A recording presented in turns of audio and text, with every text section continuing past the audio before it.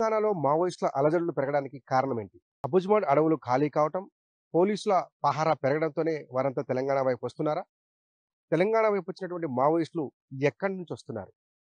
ఏ కారణం చేత తెలంగాణలో ప్రవేశిస్తున్నారు? ఇక్కడ జరుగుతున్నటువంటి ఎన్‌కౌంటర్‌లు, లొంగుబాట్ల వెనక ఛత్తీస్‌గఢ్ దండకారణ్యంలో నెలకొన్నటువంటి పోలీస్ బేస్ క్యాంపులే కారణమా అనేటువంటి అంశాన్ని ఇవాళ గ్రౌండ్ రిపోర్ట్ ద్వారా మీ ముందుంచేటువంటి ప్రయత్నం చేస్తాను.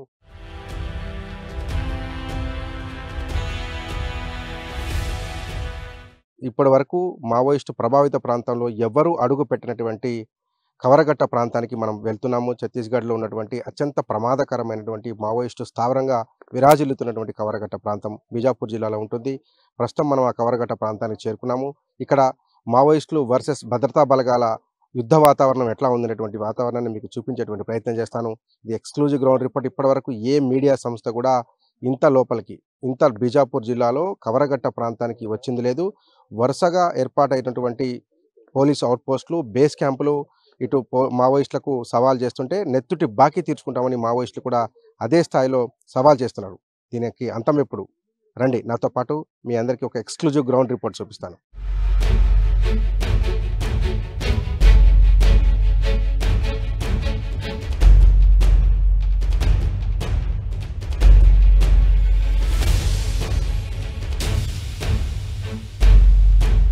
ప్రశాంతమైన అడవులు, ప్రశాంతమైన వాతావరణంతో కూడినటువంటి ఛత్తీస్‌గఢ్ పల్లెల్లో ఇవాళ బాంబుల మోత మోగడానికి ఒక కారణాన్ని పోలీస్ బలగాలు చెప్తున్నాయి. తర్రెం ఘటనలో ఏదైతే భద్రతా బలగాలను మట్టుపెట్టినటువంటి హిడ్మానే తమ టార్గెట్ అని చెప్తున్నాయి. ఎవరైతే హిడ్మా తమకు విసిరినటువంటి సవాళ్ళను తీసుకున్న తర్వాతనే కేంద్ర ప్రభుత్వం దాన్ని సీరియస్‌గా తీసుకుందని చెప్తున్నారు.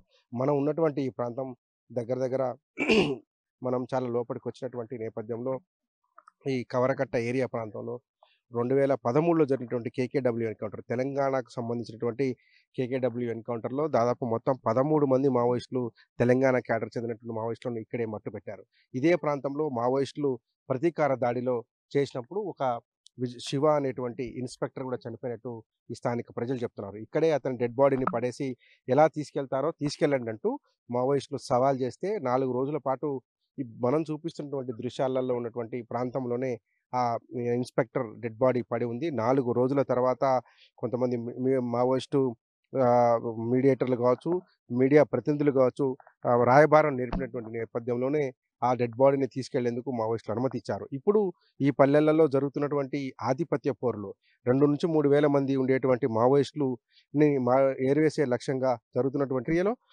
దాదాపు చాలా మంది చనిపోయారని చెప్తున్నారు. 250, 260 మంది పైగా చనిపోయినటువంటి చెప్తున్నారు. పోలీసు బలగాలు మాత్రం 2008 మంది చనిపోయినట్టుగా లాస్ట్ ఇయర్‌లో చనిపోయినట్టు చెప్తున్నారు. మనకున్న సమాచారం ప్రకారం అధికారికంగా దాదాపు 300 మంది పైన చనిపోయారు. మావోయిస్టు అగ్రనేతలంతా లొంగుబాటు పడుతున్నారు. మరోపక్క ఎన్‌కౌంటర్‌లలో బలవుతున్నటువంటి పరిస్థితి కనిపిస్తుంది. ఈ నేపథ్యంలో మావోయిస్టుల ఉనికియే ప్రశ్నార్థకంగా మారినటువంటి పరిస్థితి ఛత్తీస్‌గఢ్‌లో నెలకొనుంది. ఇదే తెలంగాణకు డేంజర్‌గా మారిందని పోలీస్ భద్రతా బలగాలు కూడా చెప్తున్నాయి. ఇక్కడ నుంచి వెనుకంజ వేసినటువంటి మావోయిస్టులు తెలంగాణ వైపు కదులుతున్నారని కూడా భద్రతా బలగాలు చెప్తున్నారు. అందులో భాగంగానే క్రాస్ బార్డర్ ఆపరేషన్ కూడా తెలంగాణ ప్రాంతంలో మావోయిస్టులు ఉన్నారనేటువంటి సమాచారం మేరకే క్రాస్ బార్డర్ ఆపరేషన్ కూడా ఛత్తీస్‌గఢ్ భద్రతా బలగాలు నిర్వహించాయి. మావోయిస్టులతో పోరాటం అంటే మనం చూసినంత ఈజీ కాదు. అందుకే భద్రతా బలగాలు పూర్తి స్థాయి సంరక్షణ చర్యలు తీసుకుంటాయి. ఎందుకంటే మావోయిస్టులు ఎప్పుడు ఎటు నుంచి దాడి చేస్తారో తెలియదు. ఏ రకంగా పట్టుబెట్టే ప్రయత్నం చేస్తారో తెలియదు. వెళ్ళేటువంటి దారిలో ల్యాండ్ మైన్స్ ఉండొచ్చు. దానిలో ఏర్పాటు చేసినటువంటి బాంబులు ఉండొచ్చు. ఏదైనా ఉండొచ్చు. ఏమైనా జరగొచ్చు. కానీ అంతిమ లక్ష్యాన్ని చేరుకోవాలనేటువంటిదే భద్రతా బలగాల యొక్క లక్ష్యం. ఆ లక్ష్యాన్ని చేరుకోవడంలో భాగంగా భారత సైన్యం వినియోగించేటువంటి మైన్ ప్రొటెక్షన్ వెహికల్ ఎంపీవీ అంటారు. ఈ మైన్ ప్రొటెక్షన్ వెహికల్‌ని అందుబాటులోకి తీసుకొచ్చింది ఛత్తీస్‌గఢ్‌లో ఉన్నటువంటి భద్రతా బలగాలు. వీటిలో ప్రయాణించడం ద్వారా లేదంటే ఈ ఎంపీవీలను వాడడం ద్వారా భద్రతా బలగాలు సేఫ్టీ కోసం దీన్ని వినియోగిస్తుంటాయి. ఎందుకంటే ఛత్తీస్‌గఢ్‌లో పెట్టని కోట. మావోయిస్టు పార్టీకి పెట్టని కోటగా ఉన్నటువంటి ఛత్తీస్‌గఢ్‌లో మావోయిస్టులను వేటాడడం అనేది అంత సహజమైన పని కాదు. అంత ఈజీ అయినటువంటి పని కూడా కాదు. అందుకే కేంద్ర బలగాలన్నిటిని కూడా రంగంలోకి దింపినటువంటి ఛత్తీస్‌గఢ్ ప్రభుత్వం వారికి ప్రొటెక్షన్‌గా ల్యాండ్ ప్రూఫ్ వెహికల్‌ని ఎంపీవీ మైన్స్ ప్రూఫ్ వెహికల్‌ని ఏర్పాటు చేశారు. ఎందుకంటే ఛత్తీస్‌గఢ్‌లో మనం ప్రయాణించేటువంటి రహదారిలో ఎక్కడ ల్యాండ్ మైన్స్ ఉంటాయో తెలవదు. ఎక్కడ ప్రెషర్ బాంబులు ఉంటాయో తెలియదు. ఎప్పుడు ఎటు నుంచి రాకెట్ లాంచర్ వచ్చి పడుతుందో కూడా తెలియదు. ఎందుకంటే గతంలో సాంప్రదాయమైనటువంటి ఆహ్, ఆయుధాలను వినియోగించినటువంటి మావోయిస్టులు ఇప్పుడు నేను ఇంటర్నేషనల్ కంట్రీ మేడ్ వెపన్స్‌తో పాటు ఇంటర్నేషనల్ మెయిడ్ ఆయుధాలను కూడా సమకూర్చుకొని దాడులకు తెగబడుతున్నటువంటి నేపథ్యంలో మావోయిస్టుల నుంచి రక్షణ పొందేందుకు మైన్స్ ప్రూఫ్ వెహికల్‌లను కూడా అందుబాటులోకి తీసుకొచ్చారు. దాంతో పాటే మనం ముందే చెప్పుకున్నాం డ్రోన్‌ల సహకారం, డ్రోన్‌ల పహారా ఉంటుందని చెప్పుకున్నాం. దాంతో పాటు డిజిటల్ కెమెరాలకు సంబంధించినటువంటి ట్రాప్స్ ఉన్నాయి. దాంతో పాటు శత్రు దుర్భేద్యమైనటువంటి పోలీస్ బేస్ క్యాంపులు నిర్మించుకుంటున్నారు. అవన్నీ సమకూర్చుకున్నటువంటి భద్రతా బలగాలు రోజు రోజుకు అడవులోకి చొచ్చుకు వెళ్తున్నాయి. ఒక్కొక్క అడుగు ముందుకేస్తున్నాయి. అదే సందర్భంలో మావోయిస్టులు ఒక్కొక్క అడుగు వెనక్కేసుకుంటూ అయితే అమరులవుతున్నారు, లేదంటే లొంగిపోతున్నారు. ఈ 2 కుదరని పక్షంలో తెలంగాణ వైపు పారిపోతున్నారు. తెలంగాణకొచ్చి తలదాచుకునేటువంటి ప్రయత్నం చేస్తున్నారని భద్రతా బలగాలు ఛత్తీస్‌గఢ్‌లో చెప్తా ఉన్నాయి. రోజుకు మావోయిస్టులు అప్డేట్ అవుతున్నారు. యుద్ధ తంత్రాలు నేర్చుకొని మావోయిస్టుల బలం పెంచుకునేటువంటి ప్రయత్నం చేస్తున్నారు. ఈ నేపథ్యంలోనే ఛత్తీస్‌గఢ్‌లో ఉన్నటువంటి మావోయిస్టులను ఏరివేత లక్ష్యంగా కొనసాగుతుంది. ఒక పక్క మావోయిస్టులు చెప్తున్నారు, ఇక్కడ ఉన్నటువంటి ఖనిజ సంపదను ఆహ్, తే కార్పొరేట్ కంపెనీలకు అప్పజెప్పడంలో భాగంగా మాత్రమే ఈ ఏరివేత కొనసాగుతుందని చెప్తున్నారు. చీమలు దూడని చిట్టడివి, కాకులు దూడని చిట్టడివి అని చెప్పడం తప్ప ఎప్పుడు చూడనటువంటి పరిస్థితి ఉండేది. కానీ ఛత్తీస్‌గఢ్‌లో ఉన్నటువంటి బీజాపూర్ జిల్లా పామేడు నుంచి మొదలుపెడితే జీడిపల్లి మీదుగా కావరగట్ట వరకు ఉన్నటువంటి దట్టమైన అటవీ ప్రాంతంలో ఇప్పుడు టీ న్యూస్ బృందం పర్యటిస్తుంది. చూడొచ్చు ఎంత పెద్ద వృక్షాలు ఇక్కడ ఉన్నాయో. నిత్యం రక్తం మోడేటువంటి ప్రాంతం ఇది. ఎన్‌కౌంటర్లు, దాడులతో పాటు దద్దరిల్లిపోయేటువంటి ప్రాంతంలో ఇప్పుడిప్పుడే అభివృద్ధి ఛాయలు కనపడుతున్నాయి. 2 అంశాలను మనం ఇక్కడ ప్రస్తావించాల్సిన అవసరం ఉంది. ఏంటంటే ఒకటి, ఒక పక్క మావోయిస్టుల ఏరివేత కొనసాగుతుంటే, మరొక పక్క ఈ ప్రాంతంలో ఇప్పుడిప్పుడే రోడ్ల ఫార్మేషన్ జరుగుతుంది. డీప్ ఫారెస్ట్ ఇది. ఇక్కడ ఫారెస్ట్ క్లియరెన్స్ కూడా అవసరమవుతుంది. కానీ ప్రజల యొక్క అవసరాల దృష్ట్యా ఇక్కడ భద్రతా బలగాలు క్యాంపులు ఏర్పాటు చేసుకొని వస్తున్నటువంటి నేపథ్యంలో ఇప్పుడే ఈ రోడ్డు ఫార్మేషన్ చేస్తున్నారు. ఈ రోడ్డు ఫార్మేషన్ చేసిన తర్వాత దీని మీద సీసీ రోడ్లు వేసి ఆ ప్రాంతాన్ని అంతా అభివృద్ధి చేసేందుకు ఇక్కడ ప్రణాళికలు రచిస్తున్నట్లుగా ఛత్తీస్‌గఢ్ ప్రభుత్వం చెప్తా ఉంది. కేంద్ర ప్రభుత్వం ప్రకటిస్తూ ఉంది. కానీ మావోయిస్టులు మాత్రం ఏం చెప్తున్నారంటే, ఇక్కడ ఉన్నటువంటి అపారమైన ఖనిజ సంపదలు, భారతదేశంలో ఎక్కడా లేనటువంటి ఖనిజ సంపద అంతా కూడా ఛత్తీస్‌గఢ్‌లోనే నిక్షిప్తమైంది. ఆ అపారమైన ఖనిజ నిక్షేపాలను కార్పొరేట్ కంపెనీలకు, అదానీ, అంబానీలకు దోచిపెట్టేందుకు కేంద్ర ప్రభుత్వం ఈ రకమైనటువంటి చర్యలకు పూనుకుంటుందని మావోయిస్ట్ పార్టీ స్పష్టంగా ఆరోపిస్తుంది. ఈ నేపథ్యంలోనే ఆధిపత్య పోరులో భాగంగానే ఏరివేత కార్యక్రమానికి శ్రీకారం చుట్టిందని కూడా మావోయిస్ట్ పార్టీ స్పష్టంగా ఆరోపిస్తుంది. గడిచిన ఏడాది కాలంలో జరిగినటువంటి ఎన్‌కౌంటర్లలో 208 మందిని మట్టుపెట్టినట్టుగా భద్రతా బలగాలే బహిరంగంగా ప్రకటిస్తున్నాయి. ఒక పక్క 285 నుంచి 300 మంది వరకు చచ్చిపోయినట్టుగా మనకు సమాచారం ఉంది. ఎందుకంటే చాలా ఎన్‌కౌంటర్లలో మరణించినటువంటి మావోయిస్టులను ఆ మావోయిస్ట్ పార్టీకి సంబంధించిన వాళ్ళే తీసుకెళ్తారు. ఇప్పుడు ఈ దట్టమైన అడవిలో రక్తపు టేర్లు పారుతున్నటువంటి పరిస్థితి వస్తుంది. పచ్చని అడవులలో రక్తపు టేర్లకు కారణమైనటువంటి ఏం కారణమైందనేటువంటిదే చెప్పాల్సినటువంటి అంశం ఉంది. ఈ హిడ్మా రెచ్చగొట్టడం వల్లే తాము ఈ ప్రాంతానికి దాడులకు దిగుతున్నామని చెప్పి ఒక పక్క కేంద్రం చెప్తుంటే, ఇక్కడ ఉన్నటువంటి అపారమైన ఖనిజ నిక్షేపాల మీద కన్నేసినటువంటి కేంద్ర ప్రభుత్వం తమని ఏరివేసి ఈ ప్రాంత అమాయక ఆదివాసీ గిరిజనులను వెళ్ళగొట్టి ఇక్కడ మైనింగ్‌కి పాల్పడాలనేటువంటి ప్రయత్నం చేస్తుందని మావోయిస్ట్ పార్టీ ఆరోపిస్తుంది. అందుకే ఇక్కడ పరస్పర దాడులు, ప్రతి సవాళ్ళ మధ్య మావోయిస్టులు వర్సెస్ కేంద్ర బలగాలు అన్నట్టుగా ఇక్కడ ఉన్నటువంటి పరిస్థితులు కొనసాగుతున్నాయి. ఈ నేపథ్యంలోనే ఛత్తీస్‌గఢ్‌లో ఒక అంతర్యుద్ధ వాతావరణం కనపడతా ఉంది. ఒకప్పుడు ప్రశాంతతకు మారుపేరినటువంటి ఛత్తీస్‌గఢ్, బీజాపూర్ జిల్లాలో ఉన్నటువంటి ఆదివాసీ గ్రామాలు ఇప్పుడు అలజడికి, ఆధిపత్య పోరుకు సాక్షిభూతంగా నిలుస్తున్నాయి. ప్రస్తుతం మనం ఉన్నటువంటిది బీజాపూర్ జిల్లాలో ఉన్నటువంటి జీడిపల్లి అనేటువంటి గ్రామం. ఈ గ్రామంలో ఉన్నటువంటి ఆదివాసీల యొక్క అమాయకత్వాన్ని స్పష్టంగా చూడొచ్చు. బాహ్య ప్రపంచంతో సంబంధం లేని ఒక జీవితం వారిది. అక్కడ అడవిని ఆధారంగా చేసుకొని, అడవిని ఆలంబనంగా చేసుకొని బ్రతికేటువంటి మనుషులు వీళ్ళు. కేవలం ప్రపంచానికి ఇక్కడ ఒక ఆదివాసీ తెగ ఉందని మాత్రమే తెలుస్తుంది. ఇక్కడ కేవలం ఈ జీడిపల్లి బేస్ క్యాంపుకు ఈస్ట్ ఫేస్‌లో 1 కిలోమీటర్ వెళ్తే జీడిపల్లి 2 బేస్ క్యాంప్ ఉంటుంది. వెస్ట్ సైడు 3 కిలోమీటర్లు ప్రయాణిస్తే అక్కడ ఒక 3 కిలోమీటర్ల దూరంలో జీడిపల్లి 1 బేస్ క్యాంప్ ఉంటుంది. 2 బేస్ క్యాంపులను ఏర్పాటు చేసి ఈ జీడిపల్లి గ్రామంలో ఇప్పుడు టెన్షన్ వాతావరణాన్ని కనిపిస్తుంది. ఈ ప్రాంతంలో విద్యుత్ వెలుగులు కావాలంటే కేవలం మనం సోలార్ ప్యానెల్స్ మీద మాత్రం ఆధారపడి ఉండాలి. సోలార్ ప్యానెల్స్ అట్లాగే బోర్వెల్స్లో ఉంచినటువంటి నీరునే ఈ ప్రజలు ఇక్కడ తాగుతుంటారు. అమాయకమైనటువంటి గిరిజన ప్రాంత ప్రజలు వీళ్ళంతా కూడా. ఈ జీడిపల్లి బేస్ క్యాంప్ మీద ఏర్పాటు జరుగుతుంది. జీడిపల్లి 2లో జీడిపల్లి 1 బేస్ క్యాంప్ జరిగింది. ఈ బేస్ క్యాంప్లో మీద దాదాపు 10 రోజుల క్రితం మెరుపు దాడి చేసినటువంటి మావోయిస్టులు భీకర పోరుకు దిగారు. దాంతో దాదాపు 5 మంది జవాన్లకు గాయాలయ్యాయి. వారందరినీ కూడా సురక్షిత ప్రాంతానికి తీసుకెళ్లి వైద్యం అందించారు. ఇక్కడ ఈ ప్రాంతంలో ఒకప్పుడు అమాయకం, ఇప్పుడు అరాచకత్వం నడుస్తున్నటువంటి పరిస్థితి వస్తుంది. ఈ ప్రాంత ప్రజల యొక్క ఆహ్, అమాయకత్వాన్ని కావచ్చు, ఈ ప్రాంత ప్రజల్లో ఉన్నటువంటి పావర్టీని అంటే పేదరికాన్ని బేస్ చేసుకొని ఇక్కడ మావోయిజం పెరిగింది అని కేంద్రం చెప్తుంది. ఛత్తీస్‌గఢ్ అడవులు ఎంత డేంజరో మీకు చూపించేటువంటి ప్రయత్నం చేస్తాను. ఎందుకంటే ఇక్కడ అడుగడుగున ఒక ల్యాండ్ మైన్ అమర్చి ఉంటుంది. అడుగడుగున ఒక ప్రెషర్ బాంబ్ అమర్చి ఉంటుంది. ఎక్కడ కాలు తీసి ఎక్కడ వేసినా ప్రాణం పోయేటువంటి పరిస్థితులు ఛత్తీస్‌గఢ్ అడవులు ఉంటాయి. మీకు ఒక మచ్చుకొక ఎగ్జాంపుల్ చూపించేటువంటి ప్రయత్నం చేస్తాము. దీన్ని బీజీఎల్ అంటారట. బ్రానెడ్ గ్రనేడ్ లాంచర్కి సంబంధించినటువంటి బాంబ్ ఇది. ఇది ఒకసారి ఫైర్ చేస్తే గాల్లోకి లేసి వచ్చి మనం టార్గెట్ ఎక్కడ పెడతామో అక్కడ పడి విస్ఫోటనం చెందిస్తున్నటువంటిది ఇది. 2022కి సంబంధించి అంటే దాదాపు ఒక 2 సంవత్సరాల క్రితం ఫైర్ చేసినటువంటిది ఇది. పేలిపోయిన తర్వాత ఈ అడవిలో పడిపోయినటువంటిది ఇది.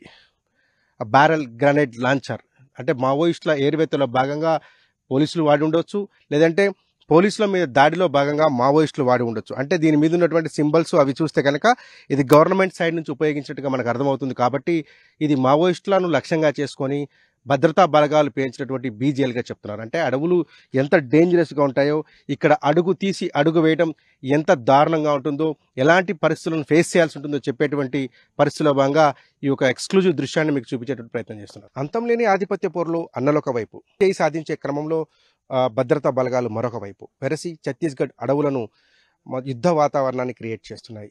ఎప్పుడు ఎటు నుంచి దాడి జరుగుతుందో తెలవని ఒక విపత్కర పరిస్థితిలో అమాయక ఆదివాసీలు వలసబాట పడుతున్నారు. తరచూ జరుగుతున్న దాడులను తట్టుకోలేక ఎక్కడికో వెళ్ళి తలదాచుకునే పరిస్థితులను కల్పిస్తున్నారు. బేస్ క్యాంపులు ఏర్పాటు చేస్తూ ఆధిపత్యం కోసం భద్రతా బలగాలు ప్రయత్నం చేస్తుంటే వాటి మీద దాడులు చేస్తూ తమ ఉనికిని కాపాడుకునే ప్రయత్నం మావోయిస్టు పార్టీ చేస్తుంది. అమరులైనటువంటి అన్నలను తలుచుకుంటూ రక్తపు బాకీ తీర్చుకుంటామంటూ హెచ్చరికలు జారీ చేస్తూ ముందుకు సాగుతుంది. ఈ ఆధిపత్య పోరుకు అంతం ఎప్పుడు అని ఆదివాసులు ఎదురు చూస్తున్నారు.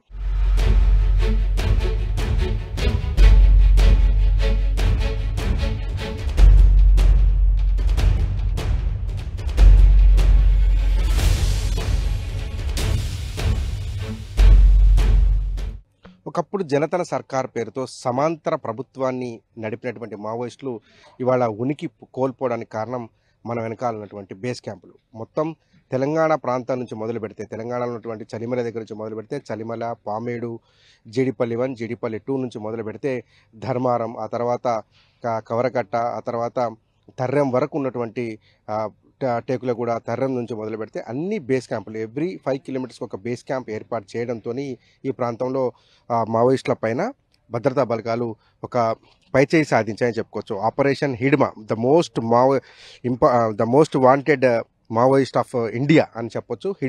హిడ్మాను లక్ష్యంగా చేసుకొని ముందుకు సాగుతున్నటువంటి భద్రతా బలగాలు ప్రతి 3-4 కిలోమీటర్లకి ఒకటి చొప్పున ఈ బేస్ క్యాంపులు నిర్మించారు. ఒక్కొక్క బేస్ క్యాంపులో 500 నుంచి 1000 మంది వరకు జవాన్లు ఉంటారు. సిఆర్పిఎఫ్, డిఆర్జీ, బస్తర్ ఫైటర్స్ అని, తర్వాత రకరకాల ఫోర్సెస్. సిఆర్పిఎఫ్ అనేది మెయిన్ కమాండెంట్గా ఉంటుంది. అక్కడ నుంచి మొదలు పెడితే ప్రతి 5 కిలోమీటర్లకు ఒక బేస్ క్యాంప్ని ఏర్పాటు చేసుకొని పెద్ద ఎత్తున మావోయిస్టు ఏరివేత కార్యక్రమానికి శ్రీకారం చుట్టారు. దాంతోనే ఇవాళ ఛత్తీస్గఢ్ పల్లెల్లో మావోయిస్టు రహిత సమాజాన్ని నిర్మించడం సాధ్యమవుతుందని చెప్తున్నారు. ఏదైతే 2026 మార్చి చివరి నాటికి ఛత్తీస్గఢ్ మొత్తాన్ని తమ ఆధీనంలోకి తీసుకుంటామని కేంద్ర ప్రభుత్వం చెప్తుందో దాంట్లో భాగంగానే ఈ బేస్ క్యాంపులు ఏర్పాటు అవుతున్నాయి. ఈ బేస్ క్యాంపుల ఏర్పాటు ద్వారా ముందు ఫార్మేషన్ ఆఫ్ రోడ్స్, ముందు రోడ్లను ఫార్మేట్ చేస్తున్నారు. రోడ్డు కనుక ఏర్పాటైతే ఆయా గ్రామాలకు రాకపోకలు మెరుగవుతాయి. గ్రామాలకు రాకపోకలు మెరుగైన తర్వాత ఆ ప్రాంతాల్లో హెల్త్ క్యాంపులు కండక్ట్ చేస్తున్నారు. వారికి ఆధార్ కార్డులు, దాంతోపాటు మిగతా బ్యాంక్ అకౌంట్లు ఇప్పించేటువంటి ప్రయత్నం చేస్తున్నారు. దాని తర్వాత వారికి ఎడ్యుకేషన్ కల్పిస్తామని కూడా ప్రభుత్వం చెప్తుంది. ఏది ఏమైనప్పటికీ కూడా ఆపరేషన్ హిడ్మాను లక్ష్యంగా చేసుకొని చేస్తున్నటువంటి ఆపరేషన్లో భాగంగా ఏర్పాటు చేస్తున్నటువంటి ఈ బేస్ క్యాంపులన్నీ కూడా భద్రతా బలగాలకు ఒక ఆయుపట్టుగా చెప్పొచ్చు. ఈ ప్రాంత ప్రజలను విముక్తి చేస్తా ఉన్నటువంటి కేంద్ర ప్రభుత్వ లక్ష్యానికి ఒక కారణంగా నిలబడుతున్నాయి. ఛత్తీస్గఢ్ భద్రతా బలగాలు సాంకేతిక పరిజ్ఞానాన్ని వినియోగించుకుంటున్నాయని మనం మొదటి నుంచి చెప్తున్నాం. దానికి ఒక ప్రత్యక్ష తార్కాణమే మనం చూస్తున్నటువంటి డ్రోన్. ఈ డ్రోన్లు మొత్తం ఛత్తీస్గఢ్లో ఉన్నటువంటి అన్ని జిల్లాల పరిధిలో, బేస్ క్యాంపుల పరిధిలో వాటిని సిద్ధం చేసి ఉంచారు. మావోయిస్టు కదలికలని, ఈ అడవిలోకి ఎవరు వస్తున్నారు, ఎవరు వెళ్తున్నారు అనేటువంటి అంశాన్ని చాలా క్రిస్టల్ క్లియర్‌గా డిజిటల్ మ్యాపింగ్ ద్వారా చాలా క్లోజ్డ్‌గా వాచ్ చేసేటువంటి ఈ డ్రోన్‌లు ఇచ్చేటువంటి సమాచారాన్ని బేస్ చేసుకొనే ఈ భద్రతా బలగాలు ముందుకు కదులుతుంటాయి. దీనికి భద్రతా బలగాలకు సంబంధించినటువంటి కంపెనీలు ముందుకు కదులుతున్నటువంటి క్రమంలో ఈ ముందుగా డ్రోన్‌లు వెళ్తాయి. ఆ డ్రోన్‌లు మ్యాపింగ్ చేసి ఏ ఏ ప్రాంతాల్లో మనుషులున్నారు, వాళ్ళ దగ్గర ఆయుధాలు ఉన్నాయా లేవా అనేటువంటి అంశాన్ని కూడా స్పష్టంగా మ్యాపింగ్ చేయగలిగినటువంటి టెక్నాలజీని పోలీసులు అడాప్ట్ చేసుకున్నారు. అందులో భాగంగానే ఈ డ్రోన్లను ఎగరేస్తున్నారు. డ్రోన్లతో పాటు పోలీస్ బేస్ క్యాంప్ ఉన్నటువంటి అన్ని ప్రాంతాలలో కూడా డిజిటల్ మ్యాపింగ్ కెమెరాలను సిద్ధం చేసుకుని ఉంచారు. ఆ డిజిటల్ మ్యాపింగ్ కెమెరాల ద్వారా చేసినటువంటి ఆపరేషన్స్లో భాగంగా ఈ డ్రోన్ షాట్స్ తీసి వాటిని దగ్గరలో ఉన్నటువంటి బెటాలియన్కి అందజేస్తారు. ఆ బెటాలియన్ ఇక్కడికి వచ్చినటువంటి ఫోర్సెస్ ఏవైతే మావోయిస్టులు బలగాలు ఉన్నాయో వాటిని లక్ష్యంగా చేసుకొని ముందు కదులుతుంది. ఆ మావోయిస్టు బలగాలు ఎంతమంది ఉన్నారు, ఎక్కడెక్కడ ఉన్నారు, వారు ఎటువైపు వెళ్తున్నారు అనేటువంటి దృశ్యాన్ని స్పష్టంగా మ్యాపింగ్ చేసుకున్న తర్వాత మాత్రమే భద్రతా బలగాలు అటాక్ చేసి ప్లాన్ చేస్తాయి. కాబట్టి మావోయిస్టుల ఏరివేతలో ఈ డిజిటల్ మ్యాపింగ్, అట్లాగే డ్రోన్లు, తర్వాత బ్యారెట్ గ్రానైట్ లాంచర్లు, ఇతర రాకెట్ లాంచర్ల సహకారంతోనే మావోయిస్టుల ఏరివేత ఛత్తీస్గఢ్లో జరుగుతుంది.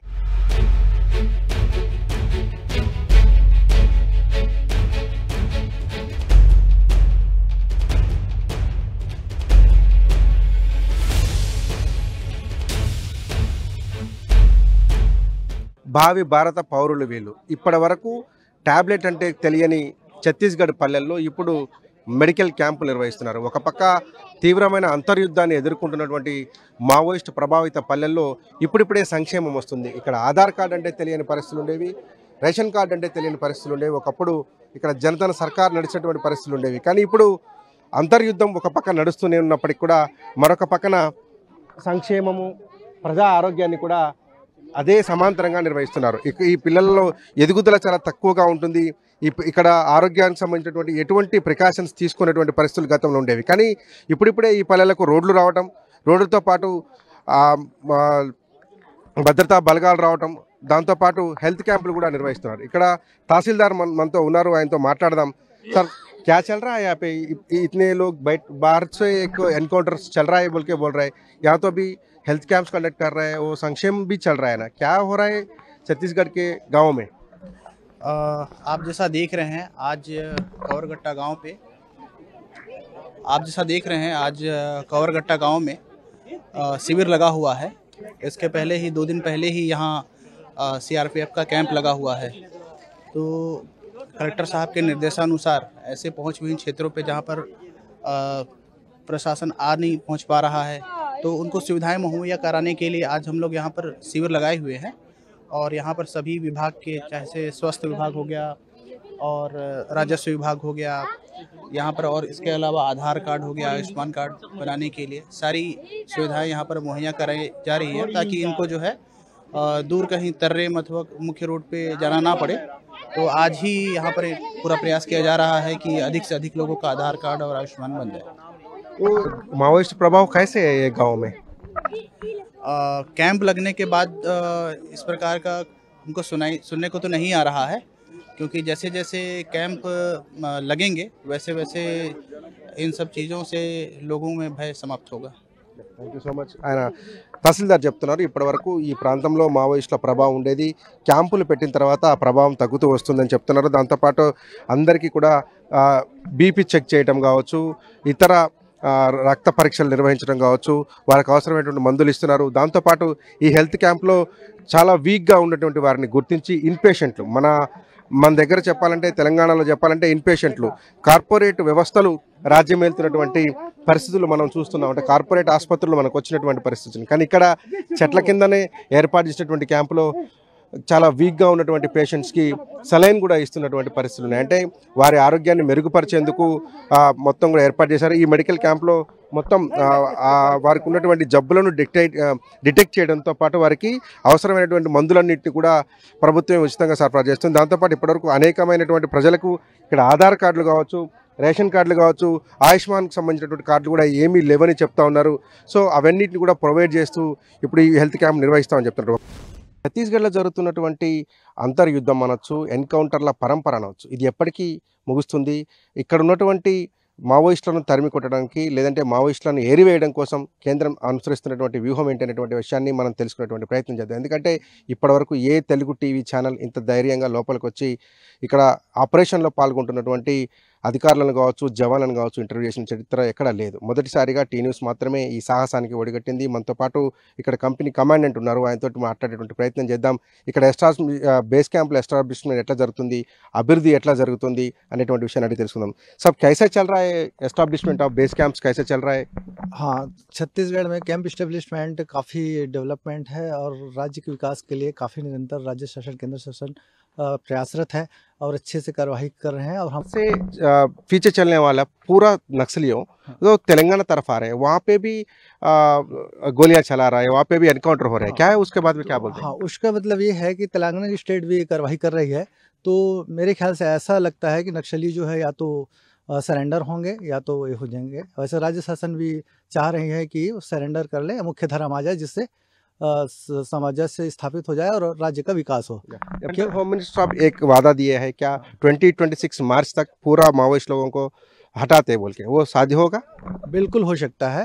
उसमें 31 मार्च तक लगभग 90% चांसेस है कि हो जाएगा, क्योंकि सभी राज्य सरकार, सेंट्रल गवर्नमेंट आपसी कोऑर्डिनेशन बना के बहुत बेहतरीन कार्य कर रही है।